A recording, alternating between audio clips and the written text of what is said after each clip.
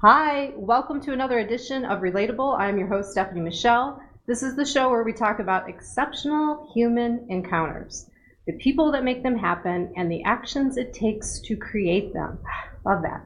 So today what's on my mind is just definition and things that need to be redefined. So I nerd out a lot on the dictionary. I'm not going to lie. I'm always going to dictionary.com for probably a couple reasons. One, I've either heard a word that I didn't know the meaning to, or I've heard a word and I have forgotten the meaning, or I want to check in with the meaning because I'm using it in a way that's maybe didn't feel right, or someone else used it. I'm like, I don't know. What's that all about? So I actually looked up the definition to definition yesterday, and this is what it says. It says the act of defining or making something definite, distinct, or clear. And then the example they used in the sentence is, we need a better definition of her responsibilities. Then it goes on to say, and this is a definition from dictionary.com, the formal statement of meaning or significance of a word phrase as found in dictionaries. And online dictionary research, such as dictionary.com, can give users direct, immediate access to the definition of terms, allowing them to compare definitions from various dictionaries and stay up to date with an ever-expanding vocabulary. Did anybody else catch that? What's going on? Dictionary.com did not resist the opportunity to redefine definition with their own advertisement. Wow. Not so surprised on that. I think it happens a lot, and a lot more than we think or that we are tuned into, which leads me to think about what other words and phrases do we use, and is it possible some definitions that we have been accepting were defined by somebody that we don't really know what their intentions were in the first place, and maybe those definitions are no longer serving us. So I think about the term good businessman or good businesswoman, good business person. What does that mean? Does that mean they're a good person? Does that mean they're good at business? And how so? Like, how are you good at business? For the most part, when our society and based on people that I've experienced, like when I meet someone that's been defined as a good business person, I know that there's one thing that they have in common. They're just good at making decisions for themselves that benefit them. It's all about money, and we're all a little guilty of that. I'm looking at someone and going, hey, they're so successful. They're such a good business person. And holding so much like value around just the fact that they seem to have a big house or a nice car. And I think that's something that needs to be redefined. Like, what if good meant being good for humanity?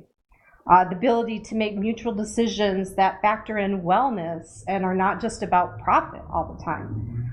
Last week we were talking about fast fashion, and I wore something vintage on that show to honor my guest and the topic, and then to also just talk about alternatives to buying new clothes all the time. But on other shows, for the last couple of months, I've been talking about our sponsor, Ava Vara, and I've been proudly promoting her. And I want to talk about, so I want to give some context to why I can do both. Why I can say, hey, I don't think we should be buying stuff all the time, and we should be recycling, but here I am promoting a brand and wearing a new outfit on the show. So I want to talk about that. So first of all, I consider Ava and her partner Callan good business people, but it's by my definition of what a good business person is. And in my career of marketing consumer goods, I've seen how hard businesses work to keep their production in the U.S. when they could be making more profitable decisions to outsource jobs and productions to countries that are not paying fair wages or are not committed to maintaining safe and healthy working conditions. I mean, it's the number one way companies cut corners, to be able to show more profits is to, really make these things in a way that they're not good for people that are making them. So I've been to the Ava Vara warehouse several times. I've watched her sit down with her sewers at lunch, and I've watched them enjoy themselves and talk and just treat each other well. I've witnessed how people talk and interact with each other. I've seen how they've experienced how our employees welcome visitors and how they interact with the community and support local communities. So although in quick little sound bites of promoting Ava on the show and promoting what I'm wearing, it's really more than just wearing something that I like. It's more than fashion. It's about buying local. It's about feeling good about the culture that I'm participating in, that work culture that I've witnessed. And it's about buying something that was built to last. Like, I know I'm wearing just one of her staple tops today. I'm probably going to wear this thing 100 times and it's not going to show any sign of wear. And I think that's important to know that, like, there's good value in it. They made it with care and they built it to last and not to keep you in a system of just buying.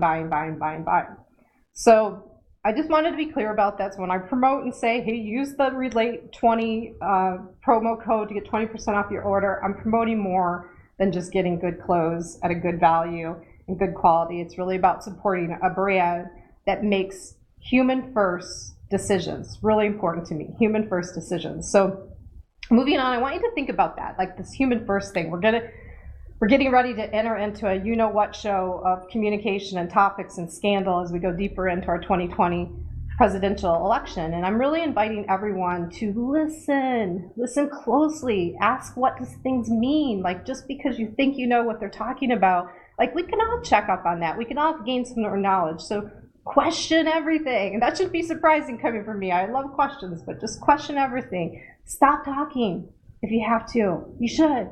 Stop talking. Stop posting. Just listen. Listen. Do more listening as we go into this, and maybe research and take care of yourself throughout it, because I know we're going to be entering into some stuff that's going to hit us in our system. And it's not going to feel good. Don't take anything at face value and ask for more context, especially with people that you don't agree with. So the question today for Chad is, what words and concepts need review and redefining? Like, what words do you think that you've kind of been saying, or, you know, every time you hear it, you get a little queasiness in your stomach and you need to check in on that and learn about it? That's the question today. And I truly believe it. I'm glad that this is what I was thinking about in connection to the guest that's here today, because I believe that he has a strong sense of definition and what needs to be refined right now. So joining me today in the studio is Maceo Paisley Keeling III. He's served in the U.S. Army, and then he climbed the ladder of corporate America and then made his way into the world of arts and entertainment and entrepreneurship. For the past decade, Maceo has danced professionally, performed on national stages and spoken word and performance, and as a performance artist, and is the executive director of a nonprofit platform called Citizens of Culture. He uses art to help communities and organizations develop critical thinking, emotional intelligence, yes, and resource inequality.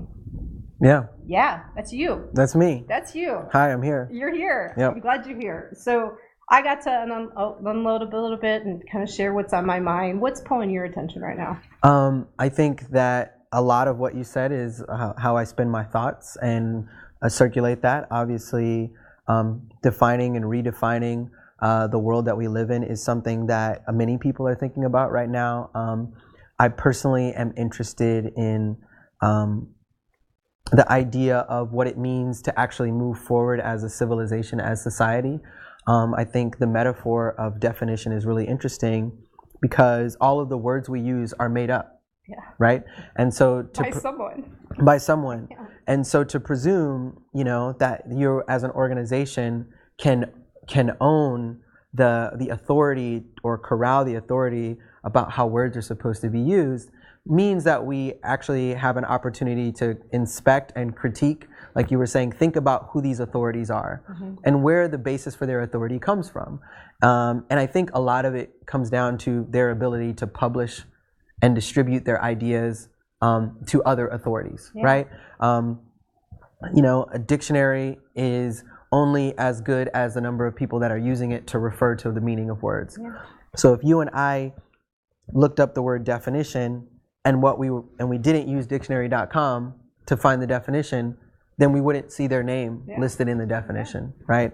If I say I love you and you say thanks, I love you too, and I'm using a definition that comes from the Tao of Maceo and you're using a definition that comes from the Gospel of Stephanie, then we may not even be talking about the same things. Totally. Ooh, I got a nod to my friend behind the camera because we were talking about this before the show about, you know, how people will say, you know what I mean, or you know how it goes, or like this general, and you're like, no, well, I know how I feel about that, but I don't know how you feel about that. Like those are like shortcuts that like don't really serve mankind, I think. I mean, I think that in my work, my background in behavioral economics tells me that we are operating from heuristics. right? We're saying that when we say, you know what I mean, we're presuming, we're making an assumption about the fact that we share common cultural understanding, and we're both going to take that idea and refer back to this similar place when that's not necessarily true,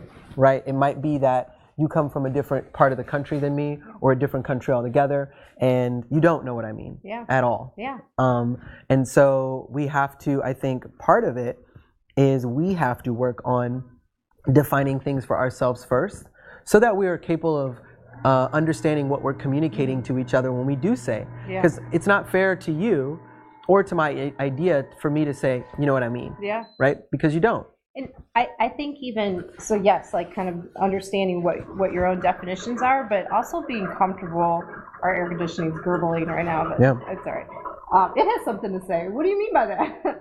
But we also have to be comfortable to be able to be challenged about it and be okay with that. Because I think the times that I've been challenged, I needed to be challenged. Like I wasn't firm enough in what I believed, and I needed more work, or I needed to really dive in and either change what I felt about something, or to really add to what my position was. So it's helpful to interact with humans in a way, in each other, in a way that challenge is good. Like it's okay to like slow down and go, what do you mean by that? Well, and I think one of the things that we find out is that there is some things that are fundamental, but the thing that's fundamental is not society. Society is constructed, society is defined, and it's constructed and defined and designed by people with authority and people with power that have created power. So when we talk about what's universal to humanity, we can't rely on language, we can't rely on religion, we can't rely on economic position, we can't even rely on physical ability, right? But maybe we can rely, if we're talking, if we're interacting with someone, the place that we could start is breath. And so that's why I always like to start. And like, I don't know what your feelings are, but I know that you're breathing. And that's what allows you. And so the only like the first sight of goodness to me is breath. That's like it's like, well, we know breathing is good, because without it we wouldn't be here. And if we like being here, then we're breathing. Even if we don't like being here, we're still breathing. So that's a firm place to start. And I always like to think about what are the most fundamental places to start. That's actually stable foundation for the definitions. And I think we're saying, thank you for bringing that up. Like that, this is why people talk about meditation and when you get to a certain, or if you're going into a situation where there's going to be conflict, to like settle yourself, breathe, invite the other person too, because that's going to be helpful, for whatever it is that you're about to talk about or whatever you're dealing with. But we can go days without food and water. We cannot go any time, very little time without breath. And so it's important to like honor that and appreciate that and do that with each other and honor that in each other. It is. I love how you said that. Like, I think one of the first things in a conflict resolution scenario would be to share a breath with someone. We could even do it now, but we are sharing breath. So it's like to sync up and realize I'm human, you're human. Everything that I'm going through, you're also going through. And if we can start there with a realistic basis for what's common, then we can start to realize, okay, there are some uncommonness, and those uncommon things are artificial. It's not that they're not important or that they're not real. I'm a very big advocate of honoring historical trauma and historical slights and injustices, but realizing that the location for those things, the division that they create, is an obstacle to us relating. And so we want to address those things, address those challenges, so that we can move towards, for me, what I was going to say, what I've been thinking about a lot is, as we can move towards something that is truly positive and evolutionary, and not just like progressive in a political sense, but progressive and sustainable in the sense of humanity as a human body, as a whole project. And in that way, I'm really, really spending a lot of time on what does it look like for society to mature? What does it look like for humanity to mature? And not just evolve biologically, but to mature in the way that we would, like going from adolescent to adult. I love it. Is there any question why he's here, guys? Like, this is the stuff that I love to talk about. So what comes up for me when you're sharing that is That's so big. I agree. I think that there's a lot, this is the work that we need. I don't think there's any other way to do it, but like this, one-on-one with, sitting down with as many, it's not even about many, it's just one-on-one. Like the things, the historical things that are in us, the lenses, I talk about lenses a lot. So I could have had a traumatic moment this morning, and that's I'm seeing everything through that trauma. And I can't, I'm maybe not even available for connection, or I'm not available to see anything else because I'm seeing that. Now, if I'm able to communicate what that lens is and let somebody, in a little bit, like, hey, I know this is where I'm seeing it from. It's not like if I'm angry, or if you're reading some sort of emotion and you're taking it as like, what have I done? It's like backing up to go, okay, let's share what else is there and talk about that, and then get back to a point where we can do this, you know? Because we're all carrying stuff. Yeah, I think that's one of the biggest questions that I also think about is, especially with May, this past month being Mental Health Awareness Month, a big question I was asking of my online community and of myself is two things. One, how are we able to recognize when we're blinded by our trauma? Like, how are we able to recognize when we're not operating from a place that we might otherwise? And then two, how can we be informed by that trauma to operate in new ways, right? And then, of course, the third thing is, how do we actually bring that awareness and that wisdom to people who currently don't have it? Because, those big questions around, like, the philosophy of society and all that, they whittle down to interpersonal relationships, right? Like, we're not going to get, and I talk about this a lot, but like, friendship and partnership being the basis of all society in general. So if we can't work out between Maceo and Stephanie, then, that at a macro level is why we see a lot of the problems between we can't come to agreement as a nation. Right? When you were asking these questions amongst your community, and I know you were traveling, we'll probably come back to that. For your first question, how can you tell when you're triggered by some trauma? What came up? Like, what were the answers that most people were sharing? How can you tell? How can you tell when you're operating from a lens of trauma? I think one is triggering when you're noticing that you're unable to function, right? When things in your life start failing, when you're finding the same negative result for doing things, then many people are able to realize that it's time to change. Or when they have a major health issue or some kind of breakdown, right? So that, like, in addiction, you might say, like, this is like rock bottom, or when something's just not working. And then on the day-to-day, I think it's a total body, you can feel it in your body. When something starts, your body is so smart and is communicating at all times. And, for some of us, it might be your stomach, you get that little gurgly, I get it here. I start to carry this, me too. Like the way of the world. It gets warmer. Your face might turn red. You can't concentrate. Your breathing changes. Your body is full of wisdom, right? And so one piece is, if we can get better at listening to our individual bodies, right? And that's the other thing, is that a healthy body, at least this is my view, a healthy body can't lie. Right? A healthy body is built for truth. If the water is warm and you put your hand in it, it's too warm for you when your hand recoils. You don't even have to think about, should I pull my hand out? No, your body says, now, pull your hand out. Right?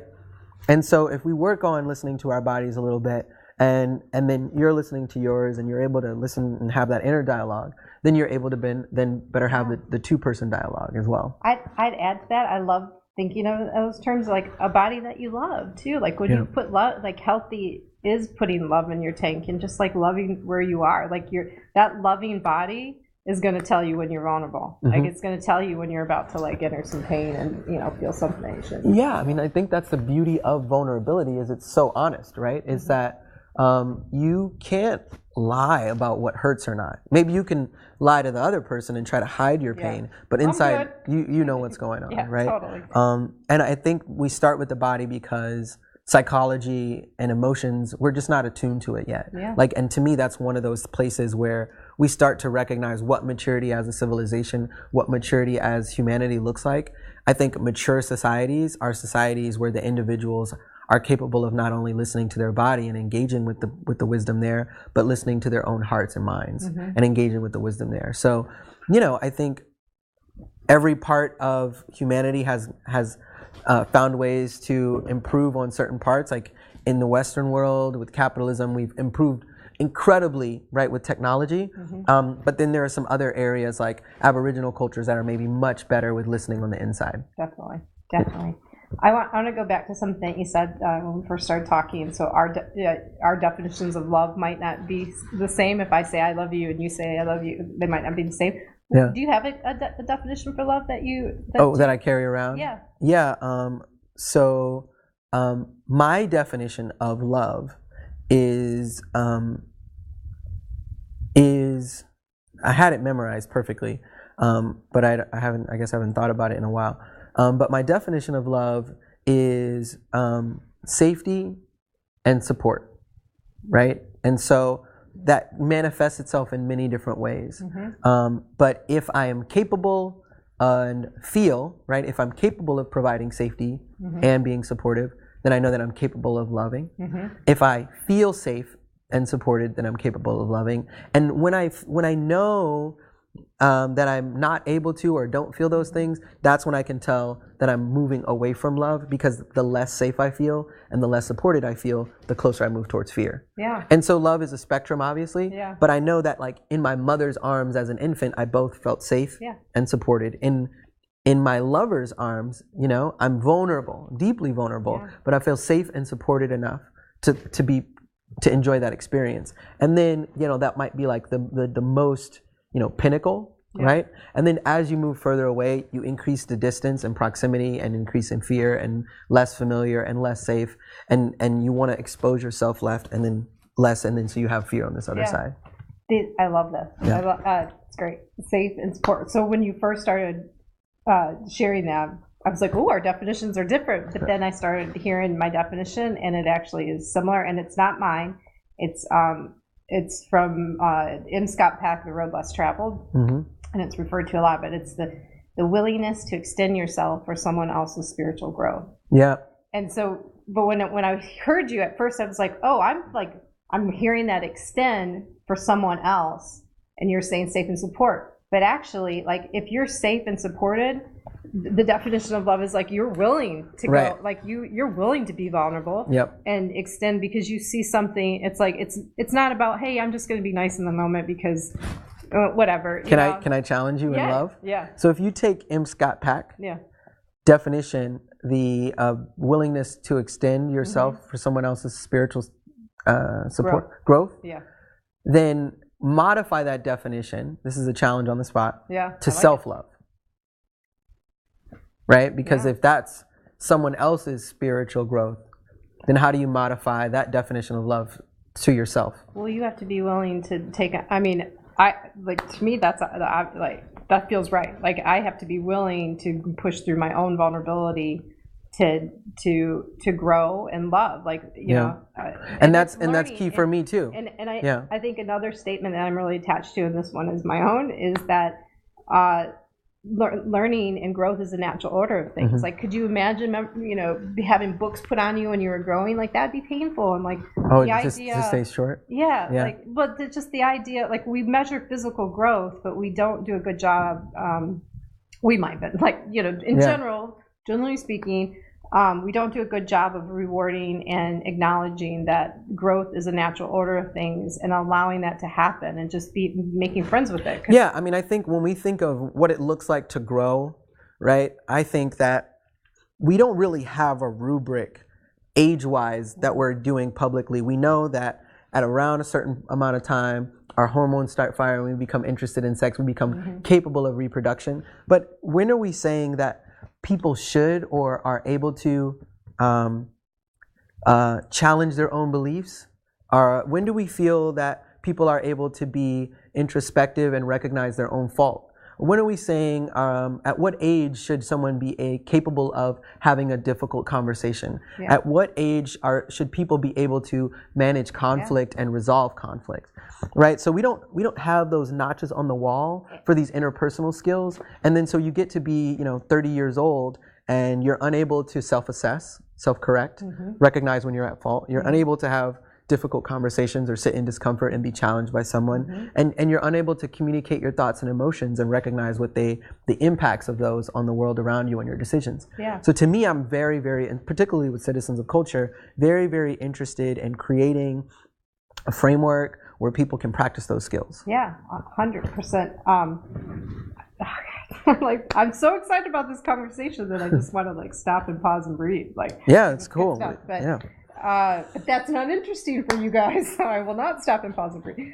But you know, yes, all of those things that you just said, like there's no benchmarks for where that learning looks like or places to go. And on top of that, and I think this is where it really becomes challenging, just about every system that we participate in, whether we like it or not, is saying, no, don't do it. You know, no, don't do what? Grow. Like, don't challenge the system. Like, if you were brought up in a religious situation, like, you know, most churches, most religious communities, not all, I don't want to poo-poo all of them, not all, but most of them go, don't challenge this. Yeah, yeah. Take this word, own it, make it your own, but don't challenge it. Don't open yourself up to go like, yeah. Can I? This doesn't feel right. Like, no, I think that again, a mature perspective around how to engage with faith is one that says, here is the book that we're operating from. Read it, memorize it, internalize it, right? And let that be, and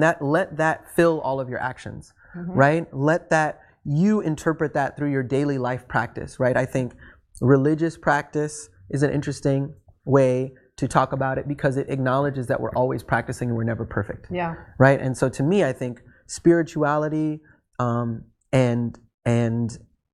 art are deeply connected because it's also very similar. You're never going to become perfect. Yeah. You know, right? You're going to always be practicing. And so to me, when I think of what it means to be an artist and what it means to be a human and what it means to be a good person or what it means to be a good business person, they start to align. They start to be similar. And it's not just like my own technical mastery of myself and my instrument, but also learning to become aware and put intention to my impact on the world. And, you know, even if you were to look at Maslow's hierarchy of needs, which I don't necessarily believe in 100%, but you start to see things like self-actualization and wanting to leave a legacy of a kind. And so there are some benchmarks there, and you could look at like, you know, cognitive development and Piaget and economics and stuff like that for these different benchmarks. But religion, education, cognitive science, I do think that they point to some opportunities for us to see what real growth looks like. Yeah. You know? Yeah, definitely. I want to not necessarily challenge, but I want to hear more about. So I also agree that spirituality and creativity are close partners in a dance and very similar paths.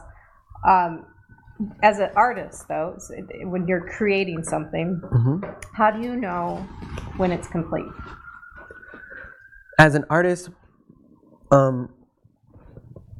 it's actually, I listen to my body.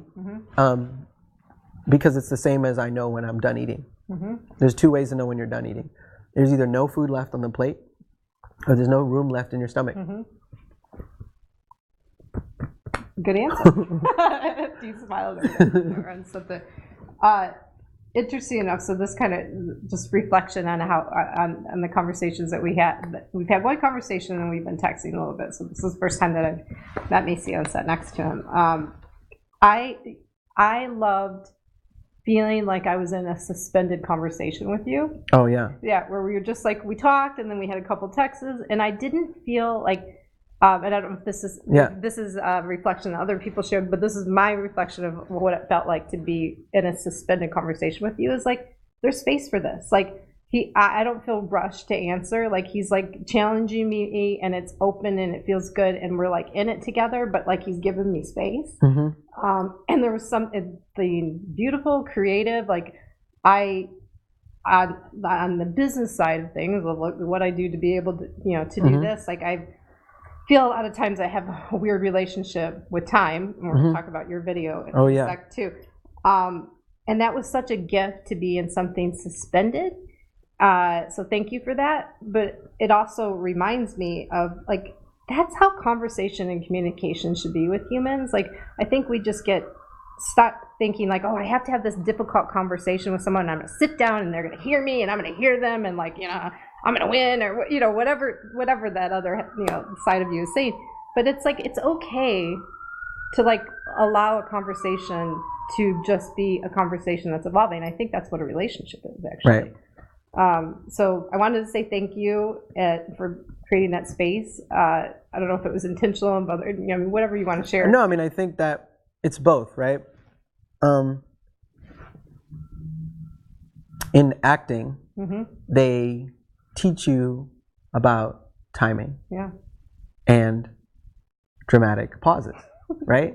So it's just like the amount of space, and as a dancer and as a musician, I recognize that like you can create tension and suspense that engages the listener in, right? Yeah. Just like, that breath that we might have needed to process all the information. It's like the previous sound is only made relevant by like the amount of time that is between that one and the next one in terms of rhythmic. And so I think we had a nice rhythm going that I didn't feel the need to escalate. And also, I think the culminating activity was this conversation. And so I didn't necessarily want to spoil the excitement of having a really fresh conversation with someone new, because like that actually makes great content, right? And then at the same time, it was also, I felt like I knew enough that I could trust that we would have a good conversation. And so just sitting in that, like that trust, was also like against maybe a natural inclination to have it all dialed out. Yeah. I'm almost tearing up. I really appreciated that. I really appreciated you doing that. I think I probably needed that more than I, Yeah. And I really appreciated it. Yeah, I'm glad we were able to do it. Like, Hand hug. Yeah, it's cool. I mean, this is really the show. It's like, I think this and being available for this is everything, and the things that we're challenged by that seem so big and out of reach, like we got to get here first and get together, different people getting together, and then do. Well, so that's like to segue into the conversation about time. I think that we, again, tying it back to definitions, time is an idea that some people decided was relevant, and there is an equation that talks about it, and we govern, but maybe what we're calling time is actually more, to me, related to focus and attention as agents and as subjects. Maybe we don't have necessarily a sense of time outside of light and the sun going by, but we do have, it feels for a long time sitting at a stoplight, which is only maybe like 30, 45 seconds. Yeah. And so it feels even longer when we're rushing, when we're trying to get somewhere, right? And I think that one of the first things we can do to understand a separate sense of time is the time that lives within us, our heart rate, our pulse, right? And like what emotions arise and flow and daydreaming, right? Like what comes up when we allow ourselves time to like catch up with ourselves or slow down to ourselves instead of operating at the pace of the world. And so then we get to find out what our rhythm is, like between two people, and like cultures have their own rhythms, right? And so to me, I feel like time is something that is really only observable when it's demarcated by difference, right? It's demarcated by change. And sometimes if you use like T equals D over S, right? It's like distance over speed. But I think of it as difference over speed. Time equals difference over speed. Is how fast are things different than they were before, right? Yeah. I can tell the difference between time because I'm breathing in and out. Yeah. And that's a sort of a rapidness. And so like, I think when you say, oh, I feel like I've known you for so long, or I feel like I've known you for 20 years, it's that we're able to move through a degree of depth, a degree of difference at a rate that seems relative to some other reference point. But the truth is that all that means is like, I feel really close to you. I feel really connected to you. And usually that takes X amount of time, days, seconds, hours, but it doesn't have to, right? The better we get at listening to ourselves and each other, the amount of time that it takes to connect at a true level is less. Yeah. I love it. What was coming up from you sharing that part of is knowing so if I find myself, if I'm feeling that I'm anxious, like the task list, whatever it is that's making me anxious, I know that I'm not operating and flowing with time in a way that's going to be productive at all. And I have to stop and I have to meditate or to walk or do something to just get, I don't even know how I would define it, but just to be in better relation. Like if I'm allowing time, this concept of time, because I'm looking at the clock and going, oh, I should have more stuff done by this point. If I'm allowing that to tell me what my reality is, stuff gets off very quickly. Yeah, and I think about that too. Like, there's two times, right? There's external time and internal time, right? And so you can increase your pace to match external time, or you can say I'm fine with being out of sync, right? Because for every 4 beats that happen on external time, I could be on 2 beats. Yeah. And so cool, go super fast if you guys want. I'll be here every 4 that you guys spin. It's like a beautiful love song. Yeah, it's like and so to me, right, harmony becomes a word that I think about, and rhythm. And I think about the music of the universe instead of just like keeping pace. I don't always want to be in pace. Yeah. Because like, who wants to listen to EDM all the time? I don't. Right? So like, this person. Sometimes you need a harmony where there's a fast thing happening at a certain frequency and something low, and I get to choose which note I'm playing, which movement I'm in sync with, right? Yeah. Some people dance with their shoulders, some people dance with their hips. Yeah. And so it's like, where do I want to put my energy? You can drop into whatever you and it's great for like fingers to move really quickly, but it's harder for your hips to move really quickly. Yeah. Right? And so, we get to think about where we want to put our energy, and where we put our energy shapes our relationship to time. Yeah. I have a couple questions that I'm super curious about that I don't know if any of that makes sense. No, it totally makes sense to me, and I've like just want to know. I have questions. I'm curious. Yeah. We're here. We're into this. So have you always felt yourself the way that you feel yourself right now as like a creative artist? Like, were you a questioning child? Like what? Yeah, I developed asking questions because my dad asked me a lot of questions. And so then I thought that's like how people interacted, is by asking questions, right? And that was a big way of how I learned. But I don't think that I always identified as an artist. And I didn't know what the word creative was until I was much later in life. I don't think I even knew what the word creative meant until I was in high school, when people started saying that about me. And then I also don't think that I really even knew what it meant until about a year or 2 ago, in terms of my own personal understanding of what it means to create something. But I have always been a questioner, and I identified as somebody who wanted to be a scientist. The first job that I said I wanted to be, the first thing I said I wanted to be was a squirrel. I want to grow up and be a squirrel. That's interesting. But I was like really young. Yeah. And then the first job was, I said I wanted to be a versatile scientist. And so that meant that I wanted to do chemistry and physics and math and business, and biology and electronics. I wanted to like sort of do it all. Yeah. And I wanted to know. I'm gonna try to help you this time. Yeah. And I wanted to like know every language, and I wanted to be able to talk to people in every language. So I do think that my perspective on the world was always very grandiose and like feeling inadequate, in the sense that like there's so much knowledge out there that I will never be able to capture it. But that's like a great challenge in life, is to always be asking questions, always getting more knowledge, and seeing like what connections can be made. Yeah. How did that work being in the Army? So being in the Army is, there's an answer for every question. Yeah. And so that meant to me that once I sort of started to figure out what the answers were, I could make some decisions about whether or not I wanted to stick around or not. But it was an intentional challenge. I knew that I could either go to art school, but based on the kind of person that I was, or not go to art school. And going to art school would be defined because I knew I was already creative and I was going to become an artist. But not going to art school meant everything else. So it was like, that negative was actually an infinite possibility, right? And so I was like, well, I want to travel, and I want to tap into part of myself that I'm not tapped into right now. So I studied logistics, which is all about rules and systems. And I went into the military, which is all about bureaucracy and rules and systems. And the military is incredible at logistics. And it was very, very challenging for me because I naturally was not a person who was trained to think in a system way. I was trained, I was more familiar with thinking abstractly. So the military sort of beat systems thinking into me, and it really forced bureaucracy onto me.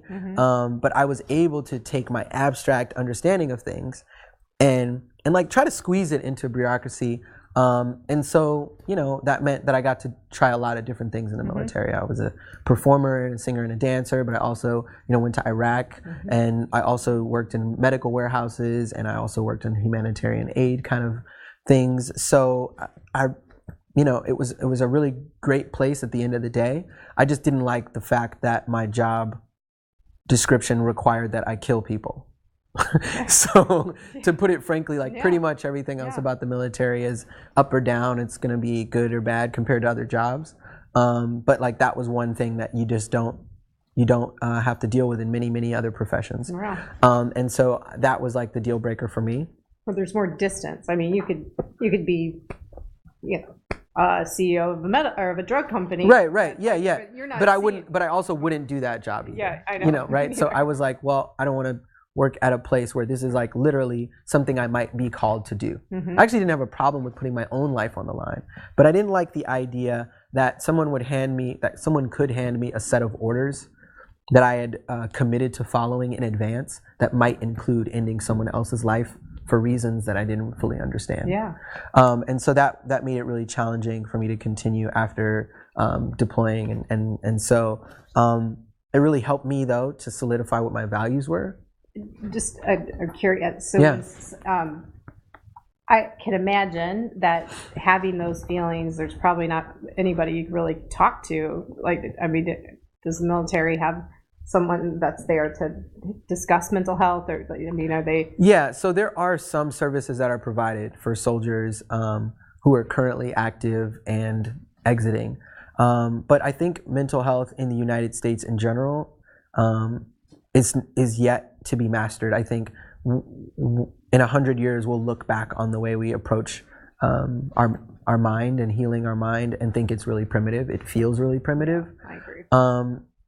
And sort of really crude. And so I don't think necessarily all the tools that a soldier might need coming back are available or necessarily immediately available. I don't think as a society we've mastered that delivery system yet in the same way that we've mastered the ability to provide a 35-cent hamburger. We have to remove the stigma. I mean, the idea that if you're seeking mental health assistance or support that you're weak somehow is so ridiculous. To me, at this point of where we are, just as we go to the gym, I say this a bazillion times on here, just as we go to the gym and it's perfectly acceptable to work out because you want a different physical, you want to appear and feel differently physically, we should have a corner franchise at this point that you can drop into a group conversation or to do something physical, maybe something, and then for a plug, I think everyone in LA should come down to New 2 Gallery in Chinatown because that's exactly what we are. I mean, we're a nonprofit-based art gallery,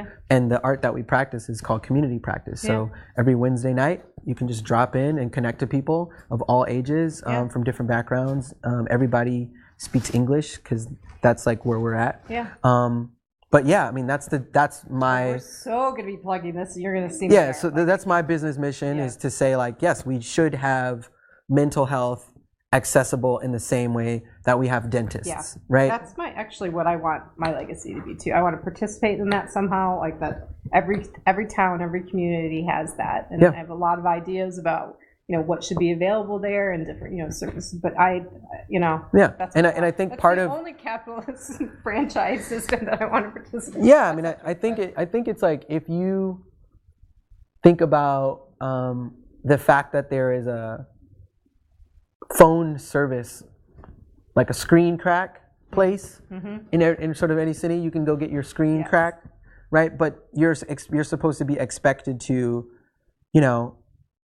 break. If you have something going on in your head, you're supposed to be smart enough to work it. The most advanced system possible on this. You're supposed to be able to We're fix supposed it yourself. Figure out how to fix right, it like yourself. even your car comes with instructions, Yeah, right? I agree. Your IKEA furniture comes with instructions, and we have the most complicated device, right, that we even know of, that we can even imagine. Yeah. There's nothing more complicated that we can even investigate than the human brain. But you're supposed to just be able to figure it out yourself. Yeah. Right, and so I think we do need help, and there's nothing wrong with saying that we do need help. I think the fact, and the moment we acknowledge that we do need help, everybody, opens us up to an incredible opportunity of like 100%. learning and getting better, and like everything from social justice to economics to religion can all be enriched by having a better understanding of like what we're doing with our minds and our brains, and I think I feel that with neuropsychology is really exciting.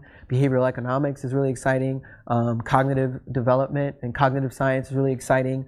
And it naturally blends itself to AI and all this entrepreneurship stuff. So I feel like now is a really, really exciting time to be a humanities professional, somebody who's interested in what we're doing as people.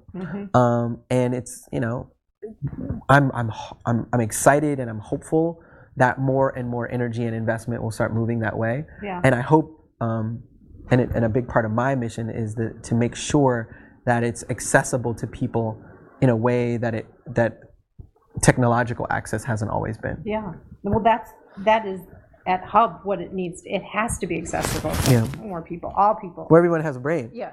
Everyone has a body. Exactly. So it should be. Exactly. That should be the criteria. It's like, oh, do you have a brain? Do you have a body? Well, come on in. Yeah, exactly. I like it. It's just that simple. No, I couldn't agree with you more on that. I'm every part of me agrees with that. That's where it all starts. So I think that's where we're trying to get to, and socially we're looking at where are the places that we're going to be able to find the most people, help them to understand the importance of this stuff. And right now, I think that's work, school, relationships, and government, right? And so it's like, people we know, people want to make money, but really it's not that they necessarily want to make money. It's that they want to have the resources to do the things that make them happy and healthy. Yeah. Right. And so like, I'm really interested in entrepreneurial burnout, and I'm really interested in the mental health of people who are taking investment, and I'm really interested in the psychological relationship between labor and self-worth, and pay and self-worth.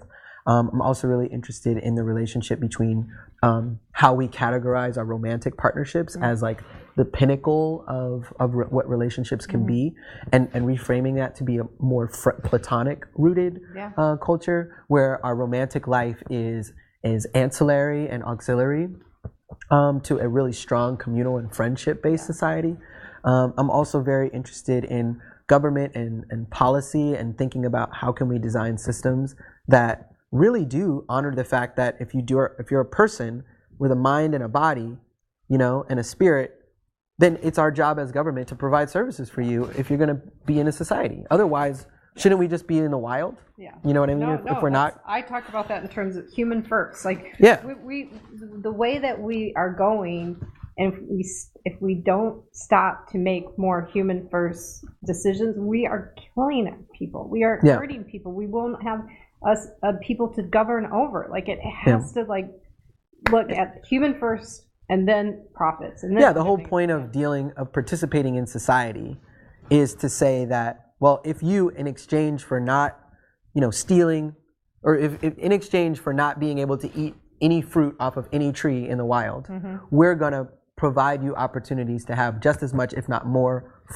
fruit, then that should be the agreement, right? But if we're not honoring that agreement, then there's really no argument for why people shouldn't just go back to the way things were before we built societies, and so we really got to do a good job of remembering what that promise of society is, and making sure that we're making that a really attractive arrangement.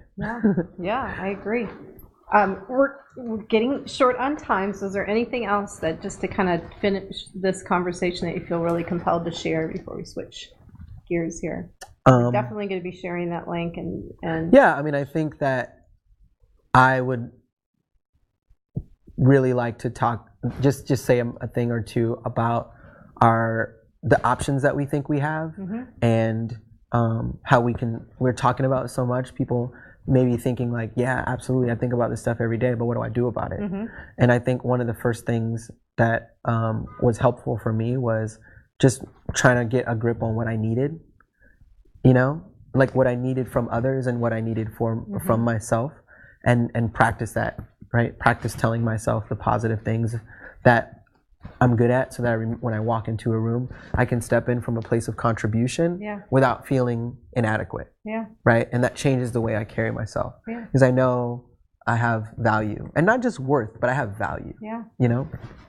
So being in touch with what you need, being able to communicate that both to yourself and to other people is where it starts.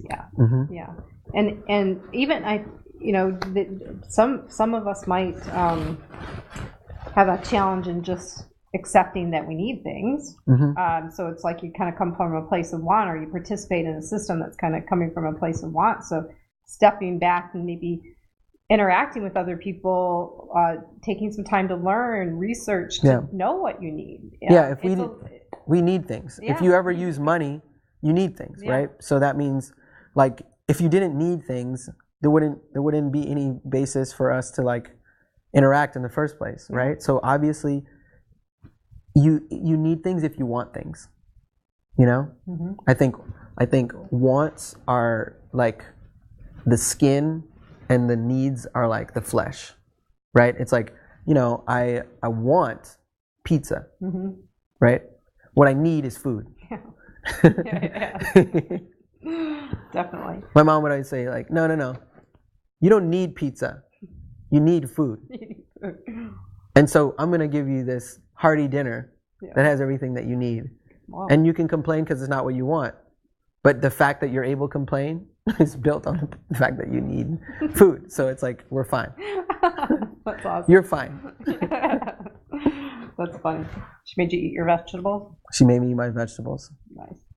All right, so we're going to switch gears. There's a couple other things that we get to do together and have time together. So the first thing I just want to ask and hear your definition of the phrase that I use, exceptional human encounter. So what does that mean to you?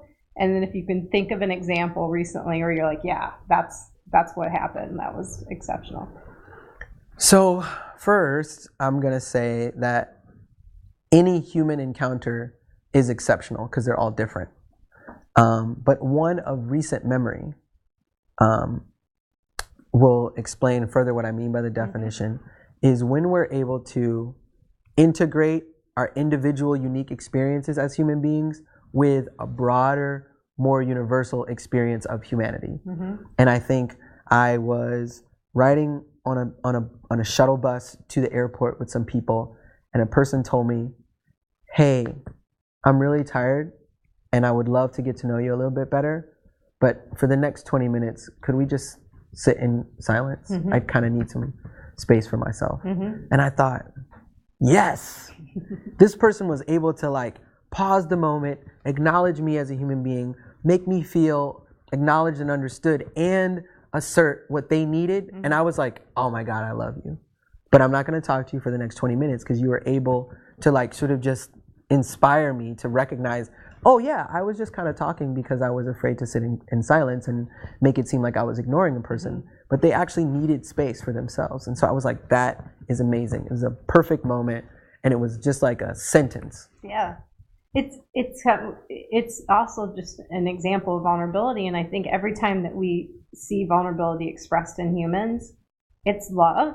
And so like just feeling that, like you're feeling, and I'm not going to say what you're feeling, but I can imagine that felt like another human being loving on themselves, and you kind of got a little love from it, and like you said, you were seen, they acknowledged you, but they also were loving on themselves, and that feels good.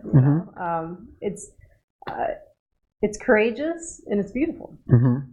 Yeah, it's exceptional. Yeah. But I like thinking too that, yes, I think why I use this phrase is I think any opportunity that you get to be with another person, there's an opportunity for something exceptional to happen. And the focus of putting that phrase out there is like, we're missing those moments sometimes when we're head down in the phone and, the elevator ride where no one's talking. I'm like, there's something here, like you can feel it. I just want, but and it's not to say it's always about communication or someone having to like say hello or whatever, because just like in your example, maybe, for whatever reason, someone needs that quiet time. They're getting ready to go into a situation. They're like, I just need some settling. Yeah. time. I think there's this thing about the elephant in the room, right? I love that metaphor. Mm-hmm. But I think sometimes it's okay to just watch the elephant. Or be with the elephant. And just be with the elephant. Just ride the elephant. Just going to be present. Yeah, and you don't have to like, look at that elephant. Yeah. You don't always have to do that. You can just say like, I'm with the elephant. oh yeah, there's something going on here. Yeah, I like it. All right, well, so the last thing that we get to do together is I like to issue a social challenge of the week. And the reason why is, again, I believe that that we all need a relationship with learning, like that just having this like I'm learning and this acceptance and this love for learning opens up the door to a lot of things that we're talking about, and a better relationship with self and others. And I like the idea of issuing something that's self-explorative. I'm not telling you how you should experience it. Whatever your experience is, it's good. It's just that it's an opportunity, to learn something new. So we issue these social challenges. People can share with us, what happened, or keep it to themselves. There are no rules to it. And so this week I was feeling very strongly to issue a challenge about listening. And this is what I come up with, but I want to co-create this with you. So if you feel like, hey, let's add this parameter or shift a little bit, please do so. So what I was thinking was either if you're in a relationship, say you have a spouse or partner that you live with, to do a 24-hour, I just can listen and then switch off. So I cannot, if you're going to be, you decide who's going to be the listener and who's going to be the communicator. And for 24 hours, you just hold those roles and then switch off. And if you do not live with someone, you could do this with a buddy. You do this with a friend. And the bonus would be go for 3 days, go for 72 hours and hold those roles with someone. What are your thoughts? What would you shift on that? I would say that if you have a partner, that's great. If you don't have a partner, it becomes harder. So what I would do is I would modify it to be a general disposition of listening and like hold that internally, that as I walk into spaces, I'm going to be the listener. The second thing that I would maybe modify is to first recognize whether that's your natural disposition. Because there are many people that I meet that are always in listening mode and they just love listening. And maybe the challenge for them is to be more vocal. Because I know that sometimes I go into listening mode and the other person's in listening mode and there's nothing being said. So the challenge for me is first identify if your disposition is more of a listener or more of a communicator or more of a talker or sharer. And if you're more of a sharer, then switch to being a receiver. If you're more of a receiver, then switch to being more of a sharer for this 24-hour period. I like it. So I'm going to add one more thing on that. So if you are the position that's always one of those, or that has the tendency to always be listening, always be talking, and you're going to just do this generally, go about the world, work, and maybe how you do your social media posts or however you're going to do it, you'll probably have to make some declaration. Oh yeah, let people know you're doing it. Yeah. So hey, I find myself always the listener, and this week or this day, this 24 hours, I'm going to be the talker. Let people know that you're going to do it, so they know what's coming, and that can hold you accountable too, right? Yeah, and that's a little safety for you, I think, too. I think it helps for people to know what we're working on. Yeah. So you can say, hey, I'm working on right now, like my new diet right now is I'm just trying to work on being a little bit more vocal. So you might notice a change in like my speaking up, and I also encourage you to sort of ask me my opinion, because I don't want to be opting out of opportunities to contribute. Yes. And then people will be like, oh, all right, I like that. I like the idea of a diet, and like, people it might become a thing. Yeah, I like it. And I like the weekly challenge too. Yeah, cool. and somehow I think we just put this in the best place to kind of end this conversation is it actually, everything that we talked about somehow came back to vulnerability, because and not like, I don't know like how people feel when they hear the word vulnerability. I feel love when I feel it, and when someone else says it, or if I witness someone doing it.